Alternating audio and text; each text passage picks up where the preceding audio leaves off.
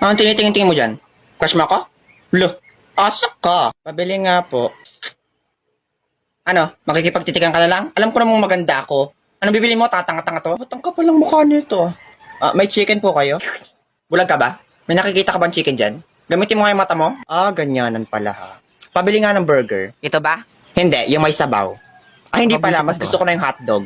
Ito? Hindi. Para mas gusto ko yung itlog. Ito barbecue na lang pala.